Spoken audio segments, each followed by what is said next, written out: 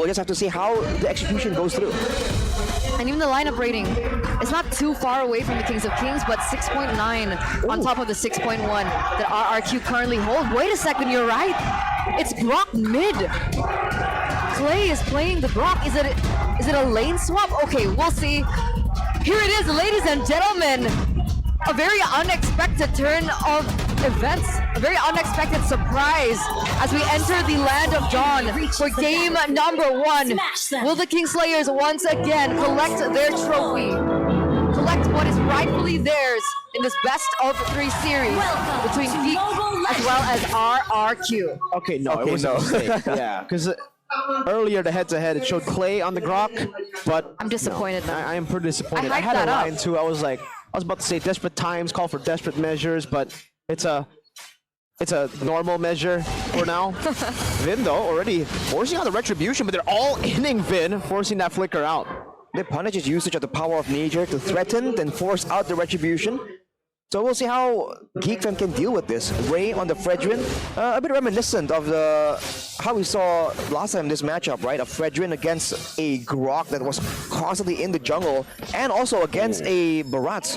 Although Veloisky putting a lot of attention in the gold lane right there, trying to make sure that his gold laner does have the advantage. But look at this, Versik, ignoring the buff, immediately going for the other creeps. He's just trying to make sure that he gets ahead in steals. I mean, right now it's working, right? Ray is still level 2, whereas Versik already almost at level 4, but wait a minute, Veloisky? The red tree there, and okay, Ray picks it up, actually still able to secure his buff. But that early pressure from the Grok, we've seen this before for a Barats getting so ahead early. Looking at the emblems here by GamesMax, Chidera with the Bargain Hunter, not feeling the threat of Skylar on the gold lane at all. And Skylar with the basic emblem and the Master Assassin. Hang on though, in the E.X.P lane. Luke still going for it. Trying to burn him down. Don has the stun. Now Clay going in. That's the Faraga armor taken out. But Don will not try to commit there. There's a big wave that's crashing down. In the short trace though, again, the weakness finder from Chidera is going to make sure that in the 1v1 at least, he's going to have a lot more advantage.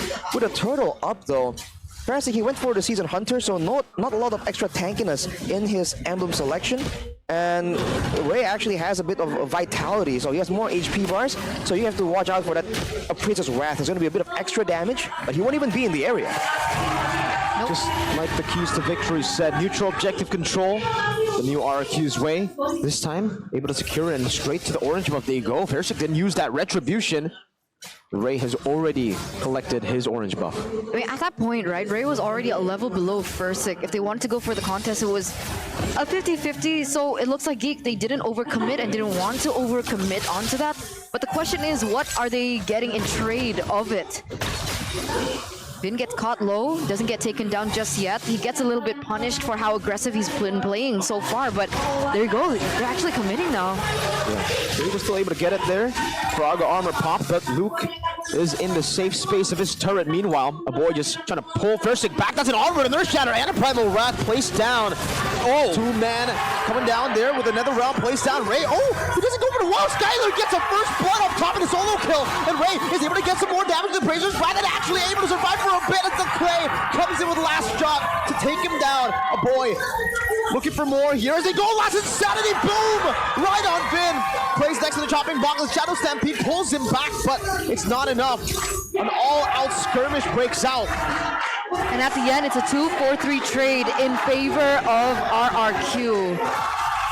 With Skylar being able to pick up a solo kill, Veloisky trying to punish. Doesn't get that punish though, but it will slow Chidera down just a little bit. The solo kill in the middle of everything kind of still equalizes it for RRQ. Kind of, but engaging in that fight, using the Daytona's Welcome to try and get Ray away from the Netherrealm. So no crowd control, no extra bit of damage. Might not be the best call. I think RRQ will definitely adjust from there. So far, they're still the ones trying to exert pressure, trying to pressure that, make sure that Ray can't really contest for these neutral objectives later on. Well, Vin has to be careful. He's just walking around now, so it's still okay, but he walks back in with the power of nature, trying to bait out that retribution. Ray secures it, and now Vin is in trouble. trouble. No power of nature, uses the wild charge. And boy is able to find a shadow stampede, saying goodbye to Finn. That's the last insanity to blow him up. Now in the fight, Beloyski already with the onward. Now with another round 2, Blazing Duet will be able to melt them through as the final slash comes in with the Appraiser's Wrath from Ray. Finds one. Beloyski falls as well. Now Ray will be taken down by Skylar, but look at Chidera, who's in the bottom lane, just eating up the turret gold. That's a 2-for-2 trade, but RRQ still are able to get that neutral objective take. You think it would have been quite a bad move for Finn to be taken out right before they go for the neutral objective dance? But in the end, with RRQ being able to secure this, it is quite a good trade. Skylar now has a lot of damage onto the tower, nearly gets it down, but it still stands with the comeback coming in from Luke as well as Beloyski. Look at the talent prediction right here. Seems like I am severely outnumbered. We'll see how that plays out. As for RRQ, making sure that Ray is forced to use a retribution is a bit costly to use the to lose one member 4, but now look at this. Persik all into Persik, still has the hard guard, gets pulled back, but Luke is right there. Full stacks on the burn. They want to commit onto this. The last insanity will be used up by Luke. It gets rid of Detona's welcome, and he is able to flicker out to safety. The hard guard will be used up as well as Don now goes back in with a 2-man final. Or no, just 2-man stun. That's a Blazing Duet to get rid of another round. The Purifier to get out of the Detona's welcome, and Skylar goes back to the battle mirror image. Beloyski still here. Chidera rotating as well to catch this wave. Both teams disengage. No picks. But either way, Luke is so punishing. That last pick export has come into clutch here for Geek, because without that, RRQ would have had a little bit more to say when it came down to the neutral objective take on the turtle. But because he got chunked really low, Persik was forced to retreat, plus he was able to bait out the hard guard. And meanwhile, Skylar, just doing Skylar things, being able to pick up that turret in the bottom side actually.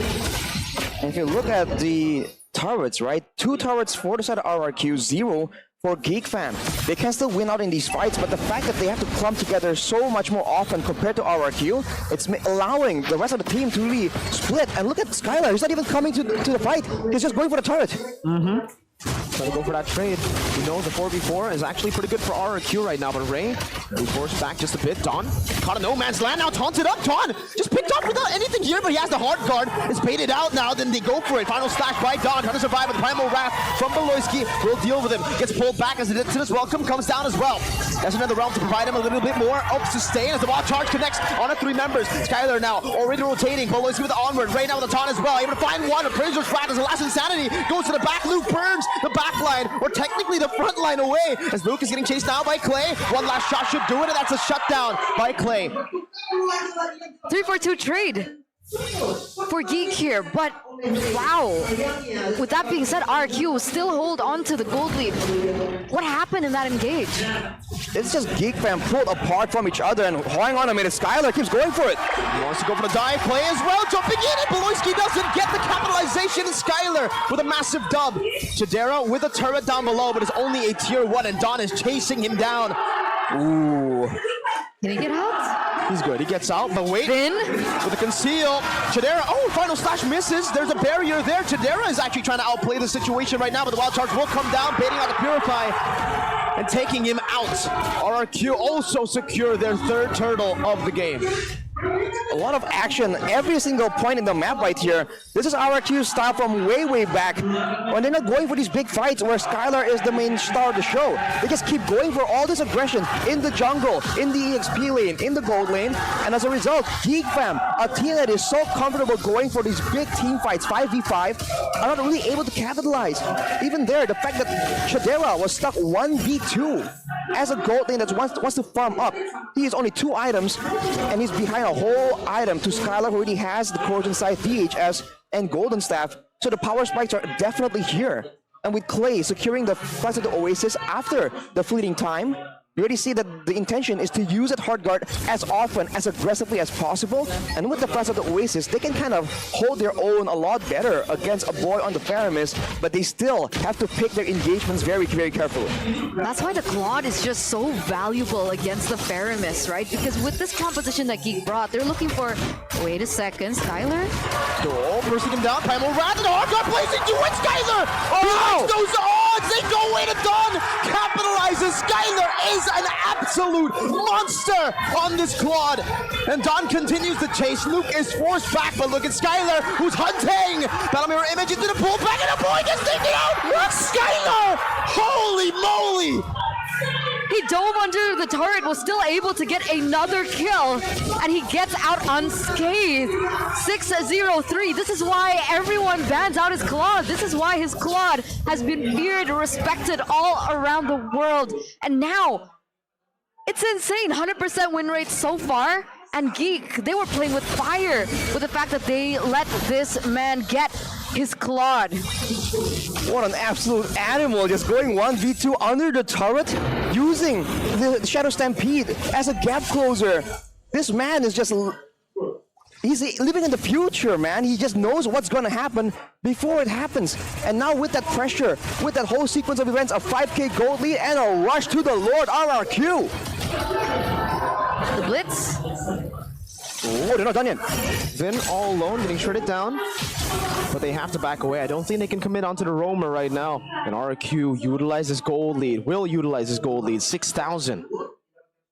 Man, for geekfam here, everything really isn't going according to plan. They're losing out in the macro game, where we usually expect geekfam to be the ones to really outmaneuver and just get away with these macro plays and avoid fights they don't really want. And now, the fact that they can't really commit onto the roamer means that Vin himself will have a lot more space to play. He can be a lot more risky. Or is this too risky though? Just walks in against 5 people knowing that if he gets committed on, you know, geekfam will be a bit reluctant to use all these ultimates, all these big moments. Look at that. On all in there, the Purify used up already as well, but Skylar is just so hard to catch. Now goes into the mid lane, trying to get the turret. There's no minions there, brother. But they'll have to wait for another wave. Don, final slash onto Luke. Raga armor completely gone. He actually already used Last Insanity as well. Skylar takes the turret down. They're trying to get those stacks as now he tries to burn Versick. Slowly but surely, RRQ are taking these turrets down. All 3 lanes are marching really perfectly though as they go for and look for the siege. Look at that wave clear though, forward and ton. Still a threat that is growing. Despite him being 0-3-0, it's still growing. He's still waiting for his power spike, and his next one will be the Holy Crystal. We did see earlier that Skylar was 2k gold ahead, but look at that. Raga armor baited out, the flicker as well. But Geek live to see another day. The longer this game goes though, again, the Chidera technically on the Natan can do a lot more damage than Skylar if it's left to his own devices. Fortunately for RRQ though, they do have a lot of heroes that can dive in the back line. Vin, Don, and Versick technically can all just move towards Chidera and be that threat. But Skylar though, he has to be very careful now, right? Getting into the later stage of the game, that Natan will have a very decisive amount of burst. And you can say the same thing about a boy on the Paramis. That damage is very subtle, but especially in a big team fight when there's multiple members for the Ghost Bursters to bounce around with, there's going to be a lot more burst damage that Skylar might not really have taken into consideration. He does have the Rose Gold Meteor, so here's already itemized in advance as expected, but already have full build. Now, that crazy early game power spike that Skylar was able to abuse with a 4k gold lead will slowly but surely be matched by Chidera. So RRQ are doing a great job, but they are working against the clock. And the same thing can be said about Versick, who's 2 and 2.6k gold ahead.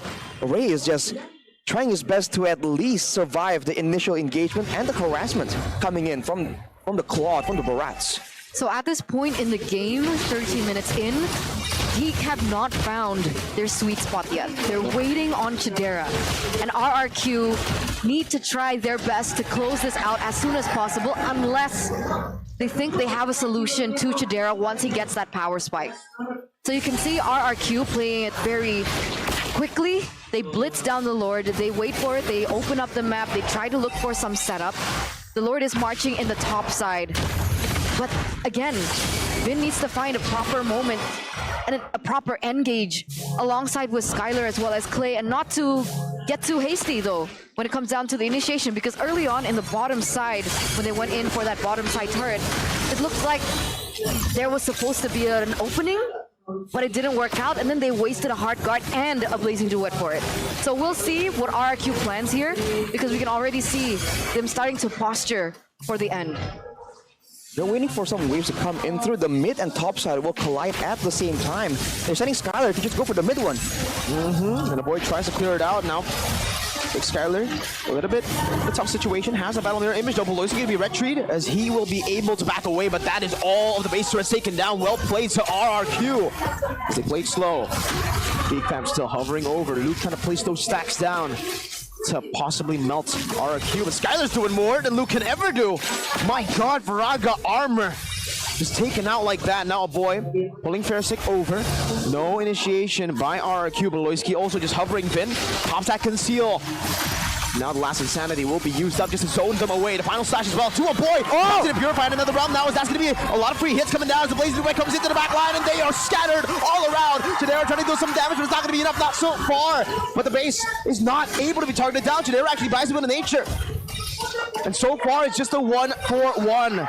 Roam for jungle, and geekfam defend again. What a defense by Geek as well. I mean, RRQ, that played in perfectly, right? They were waiting for that proper time. You could see the resources being burnt out. But in the end, despite the damage coming out from the Blazing Duet, the NetherRealm did its best as well to try and hinder the damage output in general. And then Chidera was able to be completely untouched in that engage and dealing that DPS damage. That was before Chidera had the win of nature, by the way. He is at 5 items as we take a look at the replay via the Samsung Galaxy S24 series. All started with the pick up to a boy, but he was still able to get the NetherRealm off. But even so, the melt from the Blazing Duet just shreds everyone down. But look at Chidera. Finds a pocket of opportunity to stay in the front and use that sustain and literally damage tank a lot of the damage coming in from RRQ. So he is most definitely one of the main guys that have to be targeted in these fights. To a degree, if RRQ know that they can't burst down a boy because he has to purify before he can use the NetherRealm, there might be some value in going straight for Chidera. Although with the Wind of Nature in his possession, so it's going to be a lot more difficult. But look at Vin. Oh, dude. This is a super, super good position by Vin, and he might be actually looking for it. Flanking again, Beloyski very, very low. Has the immortality as Luke goes in, but Vin in the back line now catches 3. That's a wild charge out of the back with the Blazing Duet. His weapon, another round comes down. Chidera still with the entropy now going on the Skylar, but he's done so much damage towards geekfam. Chidera's caught, has the Wind of Nature. The power of nature might just be there, but he brings it back, comes out, and Chidera will be falling in the skirmish as well. Fairsick Skylar still able to dodge away, has the immortality, but it's very, very low. A boy looking for a chase, but Skylar will be shut down by Ray with one last stab. Luke now versus the world. Dawn has a Twilight armor, but what's that gonna do against the fire of the X-P?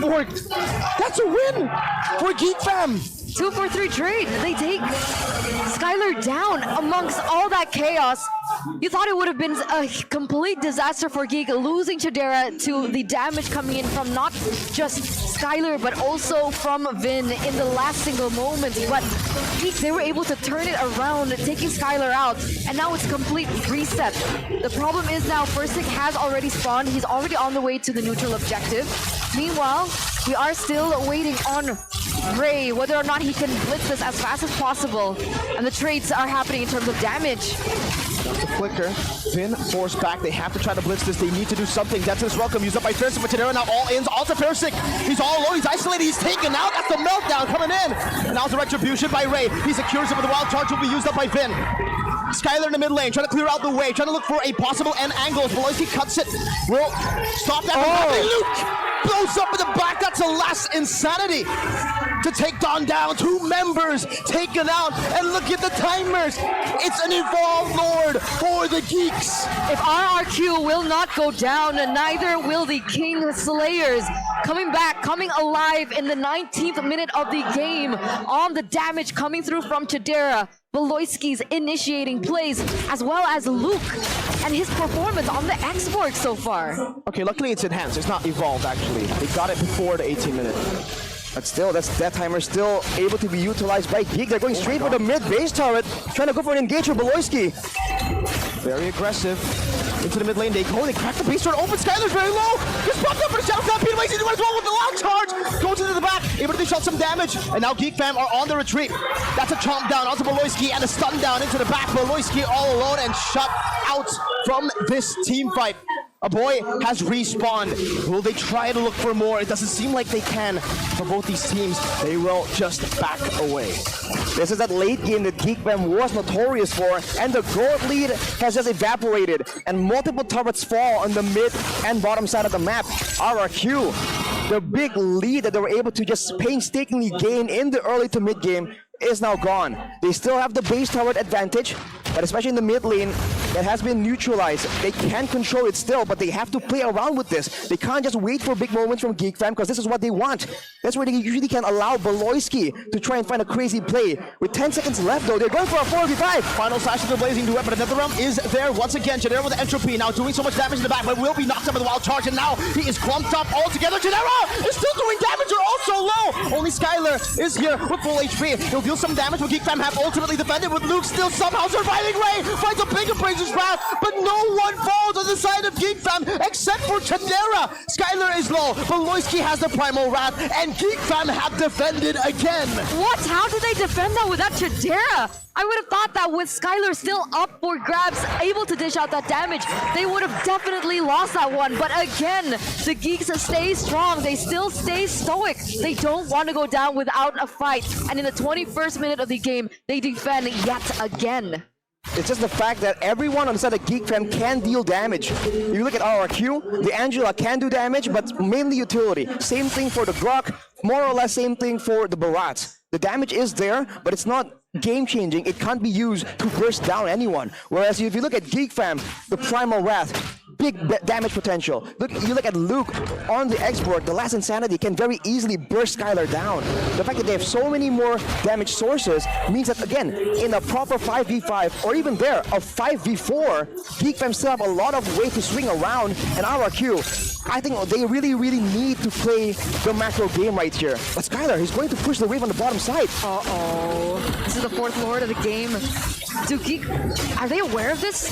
Beloyski is going there, but wait a minute. They go for an all-out team fight right now as Beloyski goes into the bottom lane, but Skylar is going there as well. Fersic now taken out as Beloyski tries his best to hover over.